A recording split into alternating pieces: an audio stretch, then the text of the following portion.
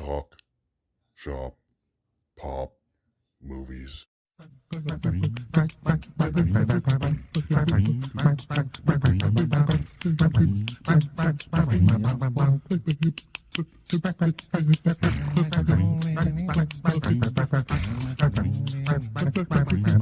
Ahoy there, this is Derek, the Convicted Cinephile, and if you're a convicted cinephile yourself, please like, share, and subscribe to the channel down below. On my channel, I like to talk, shop, and pop open, that is, movies and physical media, and I'm doing another tier ranking video in honor of the Screen Actors Guild Awards. I'm going to be ranking all of the best ensemble winners. I was planning on doing this before the awards, but I just didn't have time.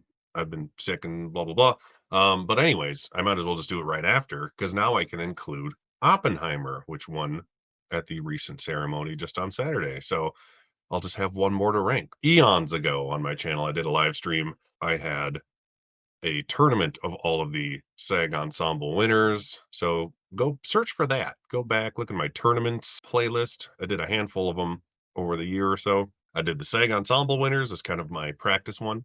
And then right after that, I did all the best picture winners in a tournament. So it's fun to see what different people, my guests and I voted on each round to see what ended up being our favorite SAG Ensemble winner of all time. But let's bring up what I've got here. So here is what I have for my tiers. I just did 4 again. I did a perfect SAG winner. Should be perky SAG winner. That'd be more clever. Not a perfect ensemble. Good cast, bad winner, and more droopy than saggy on the bottom.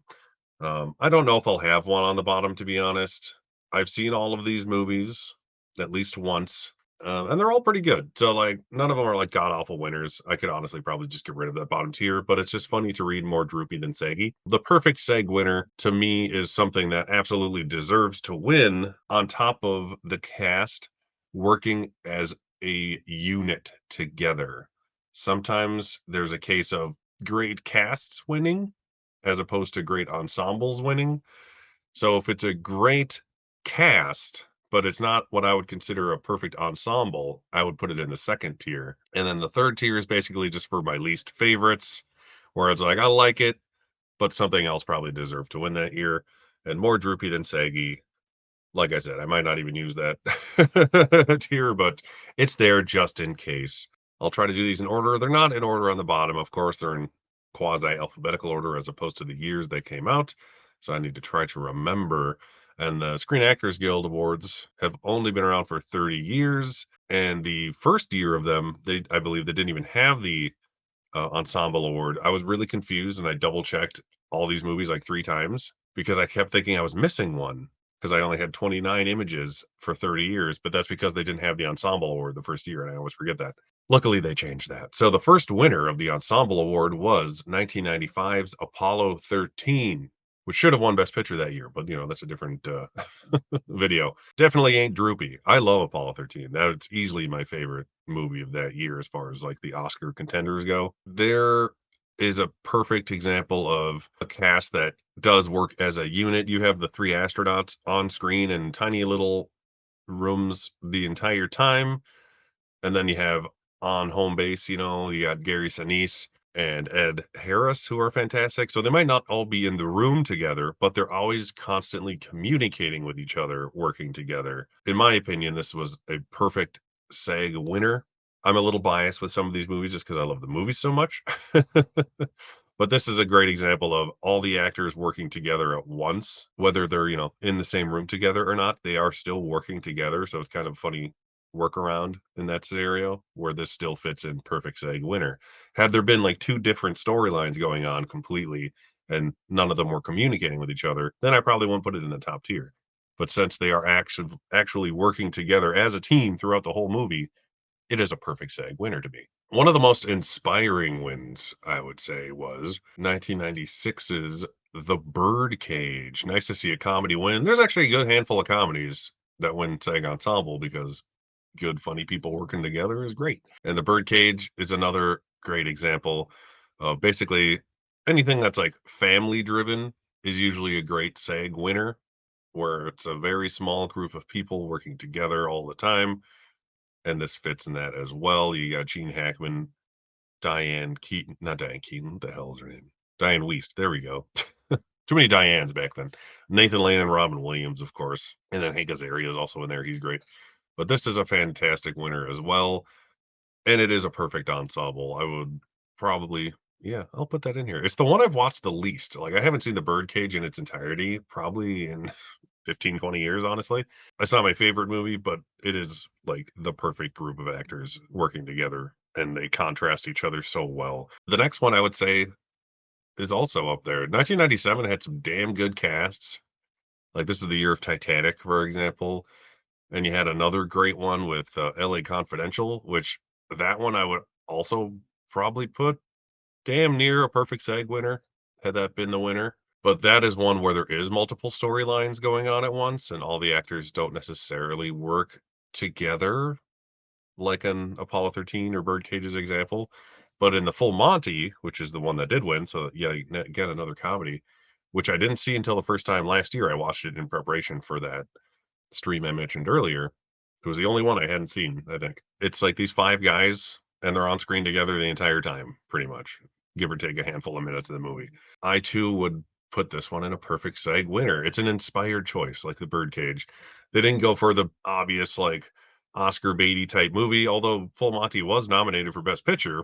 Honestly, the only one of these winners that I think wasn't nominated for Best Picture, I'm scanning quick, is The Birdcage. So that's an interesting fact about The Birdcage. It's the only thing that won SAG Ensemble that was not nominated for Best Picture, I'm pretty sure. I'll double check as we go, but I think that's true. That alone shows you that it's that good of an ensemble if it can beat out all the Best Picture nominees. But yeah, Full Monty, funny movie. If you haven't seen it, you should watch it. Has the late great Tom Wilkinson yet again, R.I.P. Just was watching Eternal Sunshine last night. He's in that as well. He's a great actor. He'll be missed. So put it that way. I think I said that in the other video I did when I was talking about how he deserved to win Best Actor for In the Bedroom. Next, 1998. What do we have here? Oh yes, of course, the infamous Shakespeare in Love. Great theatrical company. Another one where all these actors, for the most part, do work together. There are some cases where nominees are undeserving of wins and nominations, like Judi Dench, as amazing as she is, and the fact that she won supporting actress when she shouldn't have.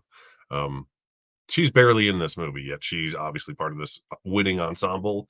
But there's some cases, like we'll get to with Oppenheimer, when there's great actors who are not part of the ensemble that win a trophy, and so not in the movie as much decent performances that do get trophies just because they're a slightly bigger name, if you could say that, that do get trophies. You know, there's some weirdness with that.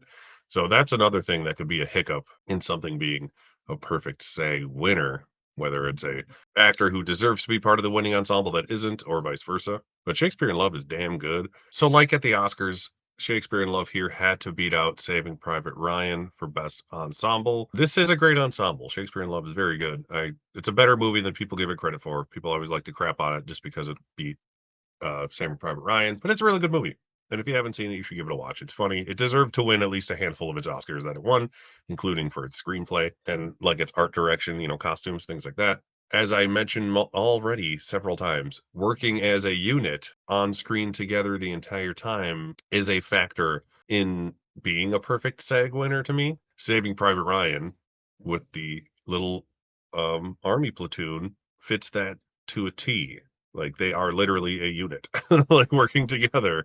And then you had a handful of other actors sprinkled throughout the movie that were probably included, but the bulk of that ensemble is those handful of men. So that's why I would think that would be a more deserving winner, given my preference of the perfect SAG winner criteria.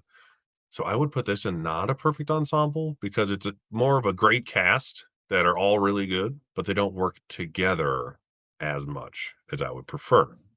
So that is why I would put it under not a perfect ensemble, but it's still a great cast. Next, we have American Beauty, which I love. American Beauty is a great movie, despite issues people have in the movie, actors wise, you know what I mean. But yeah, Best Picture winner yet again. A couple other things that came out that year were like the Cider House Rules that were nominated for the SAG Ensemble. Green Mile is a great one. That would be a really good winner too. But that didn't win. This did.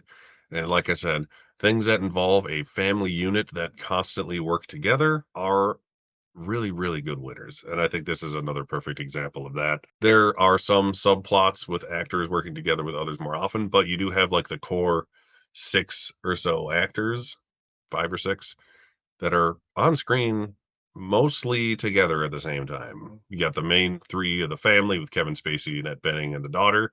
And then you have Wes Bentley as the weird boyfriend guy, and then Chris Cooper, and they all intertwine often enough that you could call them a consistent unit of a cast. So I think they're a perfect SAG winner. Green Mile also would have been a perfect cast because you got it's kind of like Saving Private Ryan. You got the little the prison guards all working together and the prisoners. That's another example of a great cast that's for the most part on screen together the entire time. The other nominees that year were great too. We got Being John Malkovich and Magnolia, which Magnolia seems like it would be a perfect winner, but that's the case where there's so many different storylines happening at the same time where I don't consider it necessarily a perfect ensemble as much as it is a great cast.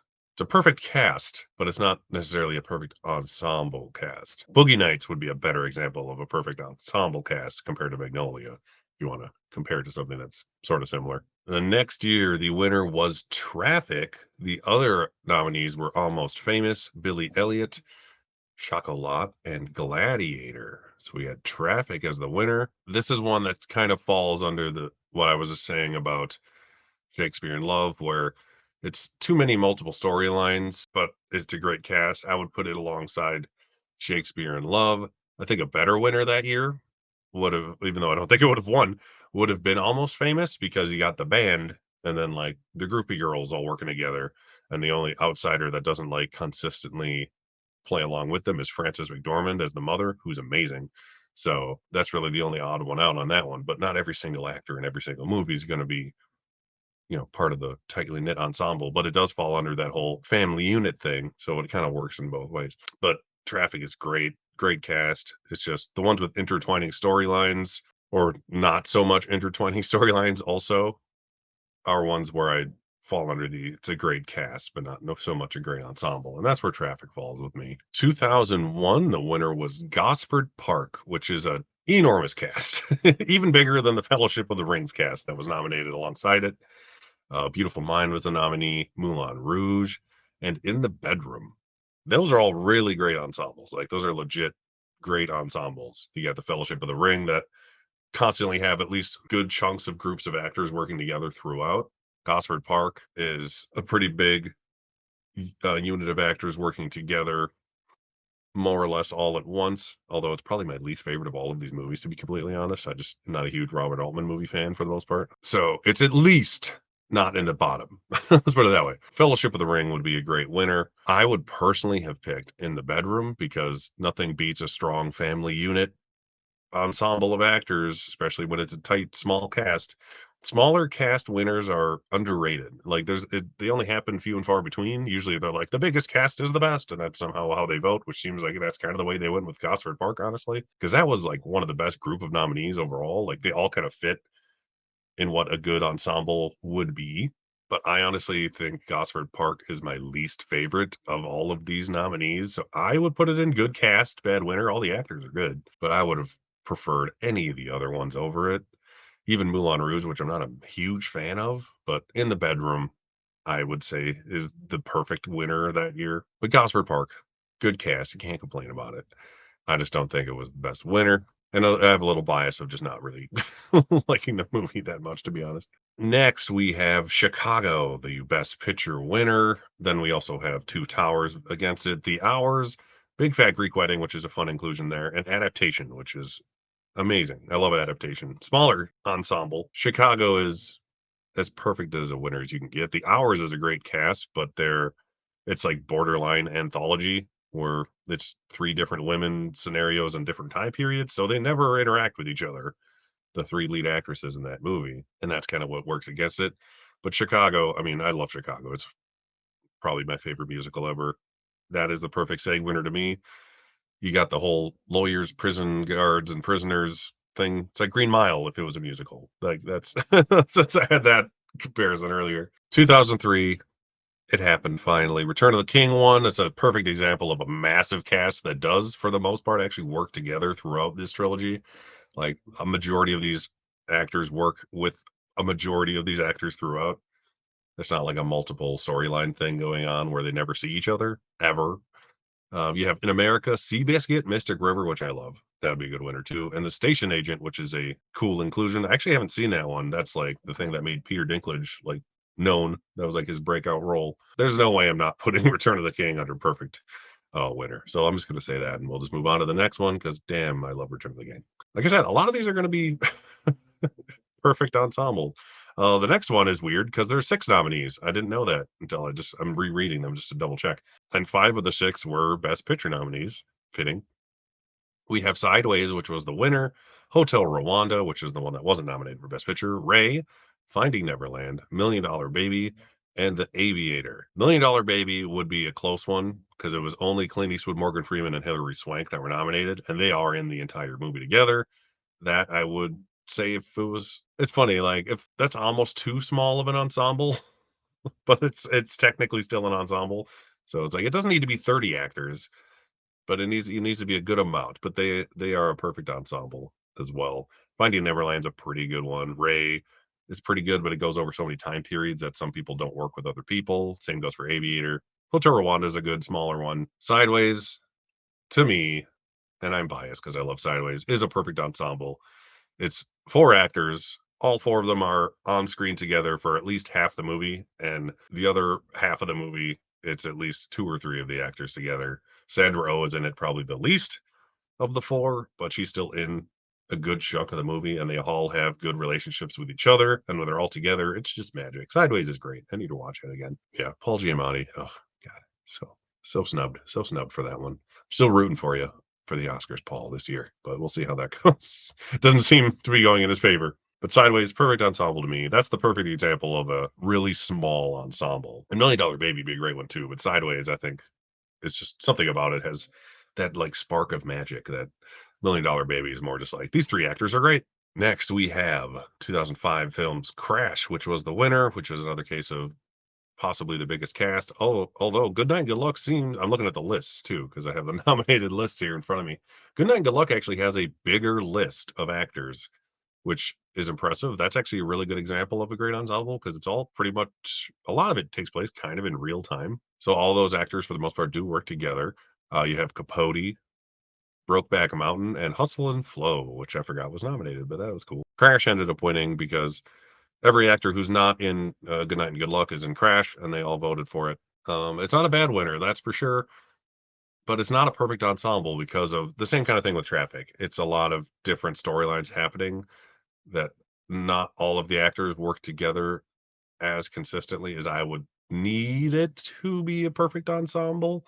So even though it's a great cast, and I might even love the movie more than most people in some cases, I don't think it's a perfect winner. Brokeback Mountain would have been a better winner, as is the case with most things that Crash won that year, because it is more of a family unit drama kind of thing. Good Night and Good Luck, I think, would also be a better winner. I think Good Night and Good Luck would have been the best winner, just given how that movie plays out. But Brokeback Mountain would have been probably the most likely winner, and it would have been a better winner than Crash still. All right, next year, 2006, we have The Departed, which of course would have been a great winner.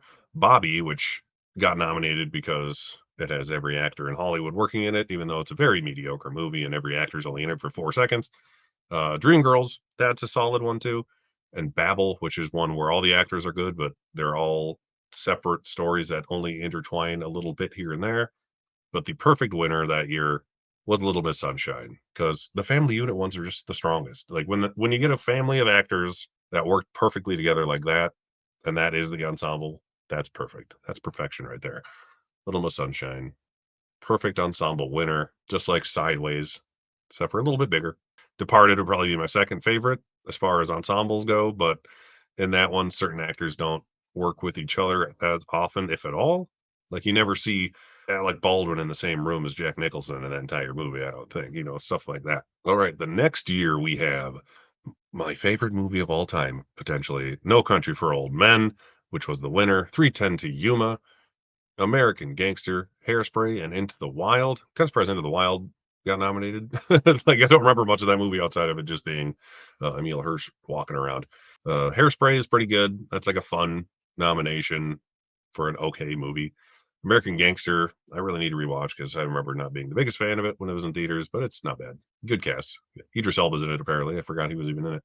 310 to Yuma actually would probably be my second favorite winner here because you get the little group of cowboy lawmen, outlaws working together to try to do this task. So that actually is a great ensemble, and most of them are in the movie throughout, with the exception of Gretchen Mol, who's the wife of Christian Bale, I believe. The actresses essentially are the ones who aren't in it as much, but the main actors, like including Ben Foster, who's like the best part of that movie, is great. No Country for Old Men would have been my pick for sure. Just also because I'm biased.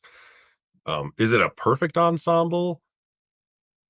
Here's a weird case where I'm going to shock the world. And by the world, I mean the 14 people who watch this video.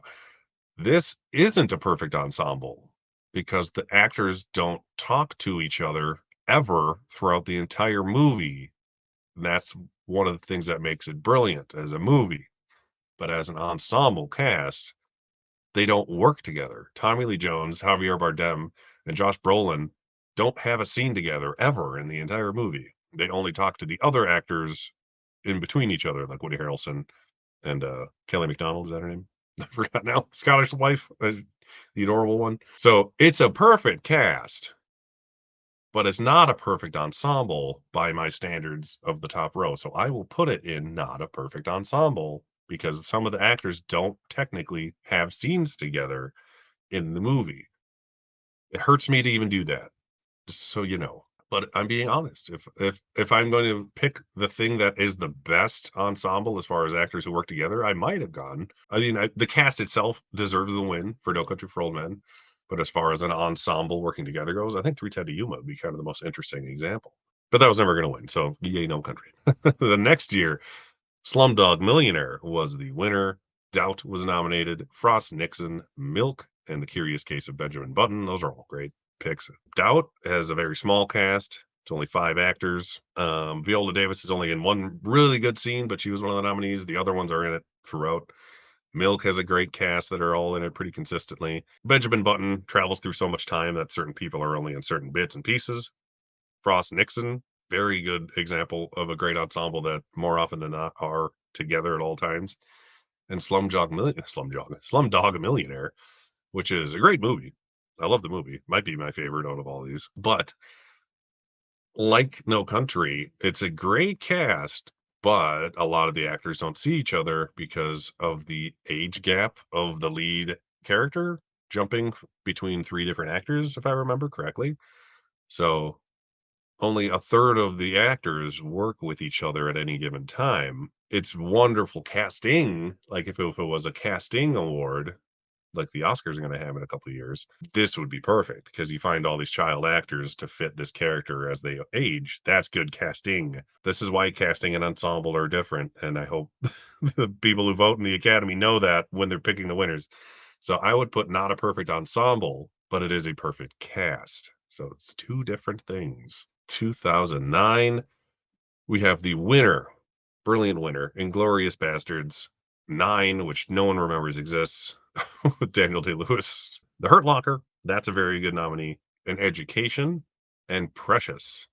Precious is one where, but it's mostly like Monique and Gabrielle Sibdy. Everyone else is just kind of here and there. The Inglorious Bastards is an inspired choice of a winner here. There is like 3 actors in the movie that don't interact with the bulk of them, but the bulk of the cast are the Inglorious Bastards crew, and like Saving Private Ryan would have been, they are a unit that works together throughout the entire runtime of the movie. Christoph Waltz is just amazing throughout, and he interacts with essentially every character in the movie at one point. The only one that's kind of the odd duck out would be the actress whose name I'm brain farting right now, Melanie Laurent.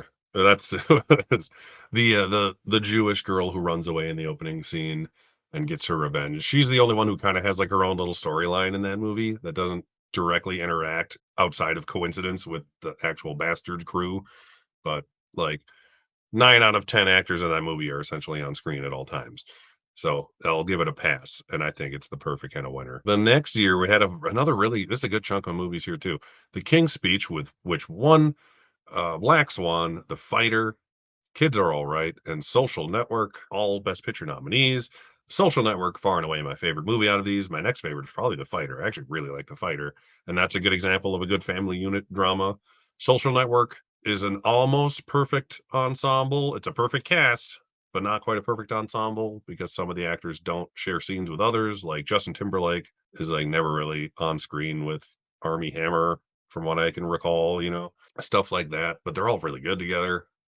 King's Speech is an example where most of the cast is in most of the movie altogether, mainly the main three, with Colin Firth, Jeffrey Rush, and Helena Bonham Carter, who were all nominated individually as well. And then you had Guy Pearson there, Timothy Spall, Michael Gambon, who I actually forgot was in the movie. I'm just reading these here. Like with the other ones I just mentioned, I don't think any of these would be perfect ensembles. Honestly, the one that's probably the best would be The Fighter or The Kids Are All Right because it's a smaller family drama.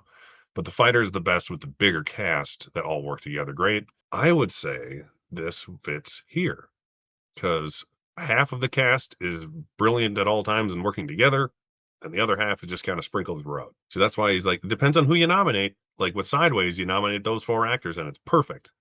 Little Miss Sunshine, you nominate just the family and it's perfect.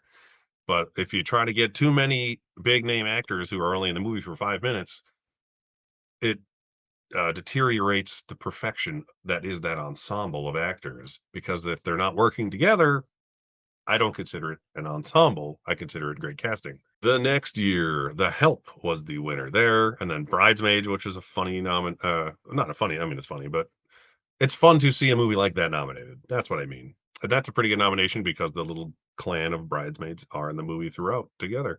Midnight in Paris is a good one, but that one travels back and forth in time, so they're never all together. The Artist is a good one with a smaller cast, and The Descendants is a good family drama as well. But I think The Help was like the perfect one here because they're always together, either in like groups of three or four on screen together. Everyone interacts with everyone at some point. They may not all be on screen at the same time, like, the Sideways crew, but they all affect each other's storyline consistently throughout the movie that I would consider them to be a perfect SAG winner. And Viola Davis should have won Best Actress for that, and we all know that.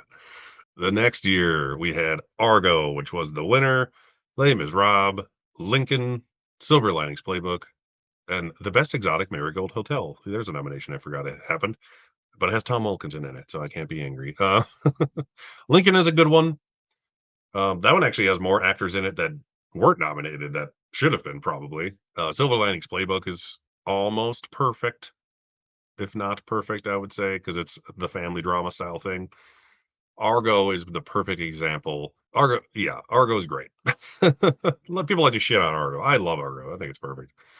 But Argo is a perfect cast. They are all together, or at least working together as a team, a la Apollo 13 at all times.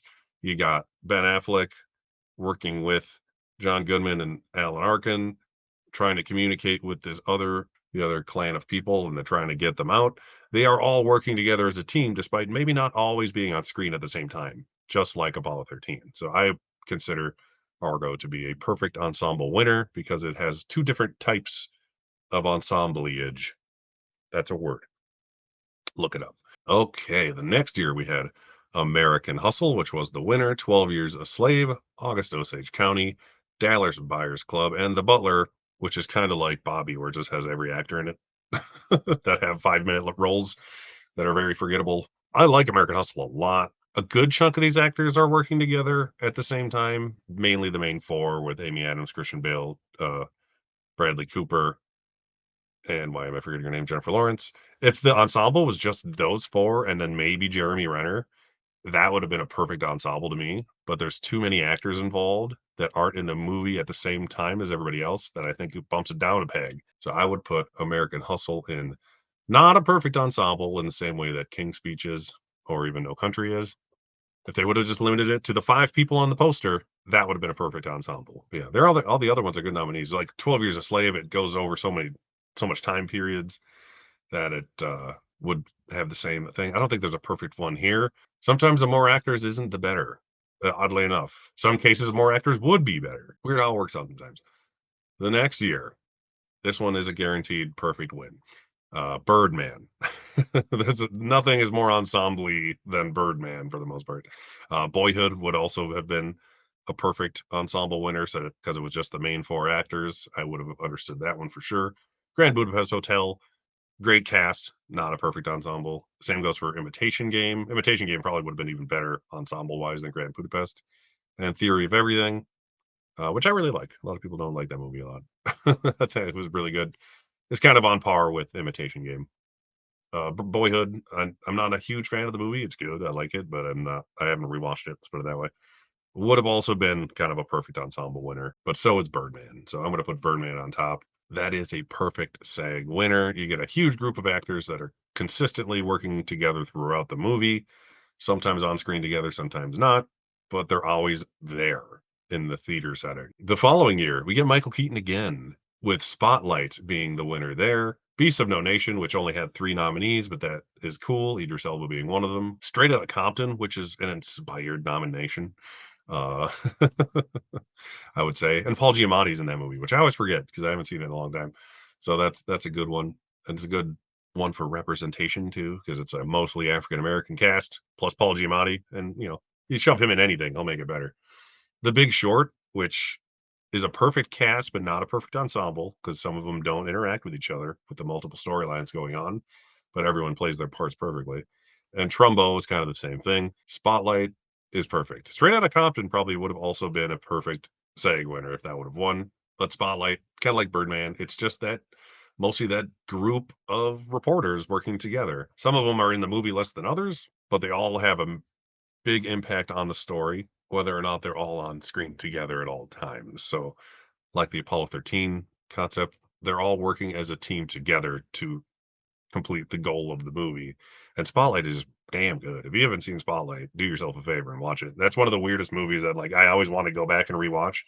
And given its subject matter, it shouldn't be, but it's just super interesting. It's like 12 Angry Men. It's like even though you know exactly what's going to happen, it's just super engaging the entire time, regardless of how many times you've watched it. All right, the next year was a surprise winner, I would say.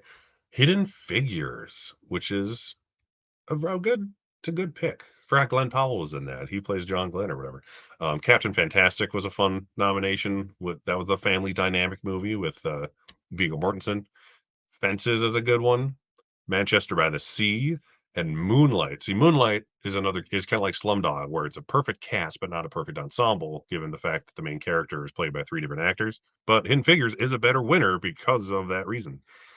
I would probably have maybe leaned towards Manchester by the Sea a little bit. I like that Hidden Figures. One, it's not the obvious pick, but it's one where they're I keep comparing everything to Apollo 13. This is the most like Apollo 13 because it's literally about space exploration and a group of people working together to blah blah blah. Damn, this top thing is big. I might end up just deleting this bottom one just for the sake of fitting everything on the screen. I don't think there is a bad one here. Like the SAG is pretty good at picking good winners, as we could see. There was a lot more Oscar-y choices they could have done, like Fences or Moonlight or Manchester by the Sea, but they went with Hidden Figures. I like that. Like, at the time, I was like, "Really?" And then after the fact, I kinda warmed up to it, and a few handful of years later, I'm glad they picked that. Alright, on to one of my other favorites. We have 3 Billboards Outside Ebbing, Missouri, which was the winner. I love that movie. Well, it gets a lot of crap. Get Out would have been a fantastic winner as well. A lot of those actors work together throughout the entire movie. Lady Bird is a good nomination. Mudbound is a good nomination. Mudbound is great, and that just got a Criterion release pretty recently, so that's one I'll actually pick up probably during the next sale. If you haven't seen Mudbound, it's just on Netflix. Do yourself a favor and watch it. It's like one of their first big Oscar-y movies they ever had on there. And The Big Sick, which was a fun inclusion. It's a nice little family dramedy with 2 different families, from different backgrounds getting together. So it's a good nominee for that. I get it. Not the biggest fan of the movie. I like Kumail Nanjiani, he's good, but it's cute because it's a true story too. It's like the story of him and his wife and how they met. But oh god, I love 3 Billboards so much.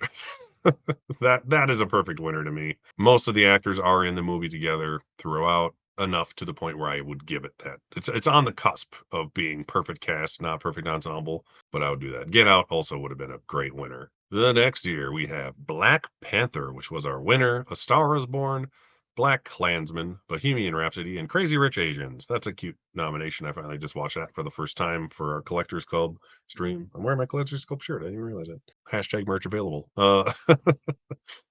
Crazy Rich Asians is a good, yeah, that's a good nomination. I get Bohemian Rhapsody because of the whole band aspect. It's just too bad that movie sucks. Black Klansman is my favorite movie out of these five, but a lot of these actors aren't necessarily working together in throughout the movie. So I get why it wouldn't win, but it is a damn good cast. Star is Born is also kind of like that, where you got like the main few actors. If it was just Lady Gaga, Sam Elliott, and Bradley Cooper, that probably would have been kind of a perfect little trilogy win there. And they went with Black Panther, which, given that's a good winner. Like, I don't know if it's the best winner. It's not my favorite of these movies, but given the whole Wakanda and most of the people being from slash there at all times, even Martin Freeman is in the movie throughout with those characters. Out of the nominees, that's the best one. So I'll be nice and I'll put it in perfect SAG winner. The next year we have Parasite, which won Best Picture and won at the SAG Ensemble as well. Jojo Rabbit, which I really need to rewatch. The Irishman, Bombshell, and Once Upon a Time in Hollywood. Once Upon a Time in Hollywood is great cast, but isn't the perfect winner because there's so many tiny little roles in that movie that are cast perfectly. That's another case of perfect casting, not necessarily perfect ensemble. Jojo Rabbit's great, Irishman great. Parasite though, anything with like a family unit drama thing going on is almost automatically perfect say winner status, and Parasite's just too damn good not to put there. And the next year we have Trial of Chicago 7, which was the winner, Da Five Bloods, Ma Rainey's Black Bottom, Minari, and One Night in Miami. Trial of Chicago 7 is the winner. I get why it won. It's a very ensemble one. All these are. Ma Rainey's Black Bottom would have been a good one as well. Chadwick Boseman being in that, and Da Five Bloods. Da Five Bloods, there's too many actors nominated for the Five Bloods. If it would have just been the main like four guys, I think that would have been a great winner. As much as I'm not a huge fan of the movie, Minari is just the family, so that's good. One Night in Miami, it's another case of there's too many actors nominated. If it was just the four actors in the hotel room, perfect winner. Try the Chicago 7, it's kind of the same thing. There's more actors working together.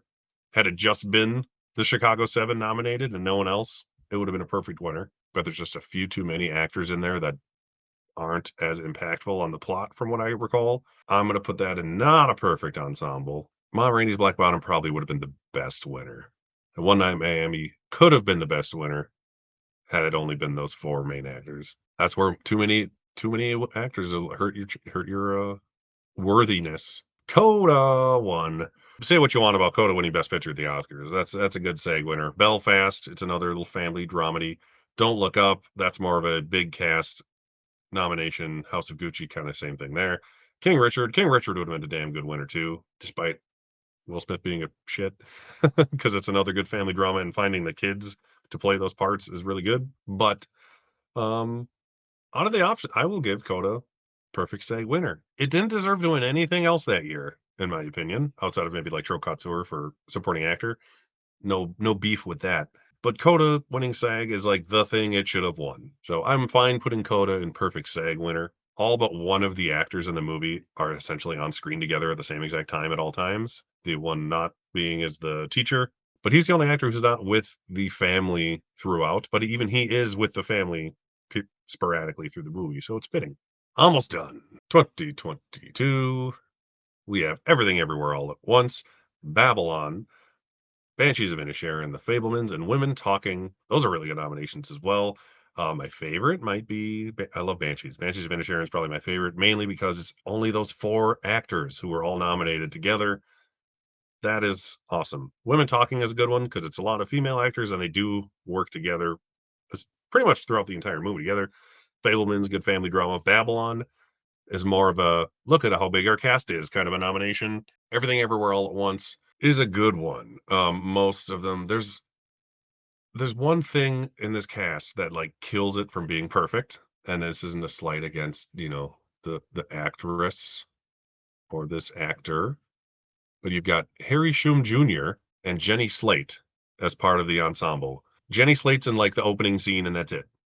And Harry Shum Jr. is the Raccacoonie guy, I think, who really doesn't have any impact on the plot. That's what kills it from being perfect. Banshees would have been perfect. Women Talking could have been perfect. Everything Everywhere All at Once would have been perfect if it was just the family and Jamie Lee Curtis, but it wasn't. I'm totally cool with it winning, but those other two actors being included in the ensemble just make it, yeah, not as perfect. Let's put it that way. So, not a perfect ensemble, perfect cast. And this year we have obviously Oppenheimer, which is winning Best Picture, by the way, at the Oscars, if it wasn't already obvious. The other nominees there are American Fiction, Barbie, Killers of the Flower Moon, Color Purple. All of these are good, but none of them are perfect, in my opinion. None of them have that like family drama on screen at all times, working together feeling to it. I haven't seen American Fiction or Color Purple yet, but I've seen the other Color Purple, and I know how that movie and story play out, and I know not all the characters work together throughout the movie. Killers, same thing. Some actors are only in it for bits and pieces, like John Lithgow, Brendan Fraser. They're only in like a couple scenes of the movie at the end. Had the Killers ensemble been all of the Native American actors and Leo and De Niro, it would have been better. But it's just the way it works. It's what kills it, like I was saying. American Fiction is probably the best one, but I haven't seen it. I don't know who plays what role, but I know it's a good family drama. That's why it was kind of my second place to win there. And it's got Keith David in it. Who doesn't want him to win awards, right? But Oppenheimer is my favorite winner of the three I've seen. I'm glad it won. But even that's not perfect because I've said in a lot of videos when I've been talking about it, there's really good actors in it who have a impact on the story more so than some of the actors that are nominated, like Rami Malek or Casey Affleck. There we go. Looking at the list, and I already forgot. They're great in the movie. Like everyone in the movie's perfect in their little tiny parts, but some people are only in it for like 30 seconds. Rami Malek has real not much of an effect on the storyline, and so does Casey Affleck. But actors who are bigger roles in the movie, who I really like David Krumholtz, who actually like hits you in the feels a little bit in that movie, and Benny Safdie, who has a bigger impact on the movie as well, aren't part of the acting ensemble. If you would taken out Rami Malek and Casey Affleck and put those two actors in there, I would have considered this perfect or more perfect at least. But it's such a long movie that goes all over the place so often that none of the actors are on screen at the same time for the most part. So I'll put it in perfect cast, not a perfect ensemble. And there they are. That's all the winners. Gosford Park is my least favorite, and that's why it's on the bottom. There's other things that year that I think would have been much better. Most of these are good. Like I said, they do a good job picking their winners at SAG. You might not think they do until you look at the nominees they're up against, and you're like, oh yeah, clever. So let's rank these accordingly with their thing. We all know what's on the bottom. This is the hard part. Slumdog Millionaire. I love the movie, but given the fact that it's the multiple actors playing multiple characters at different ages thing, multiple storylines intertwining thing, American Hustle I really like. I honestly put Crash above Traffic probably.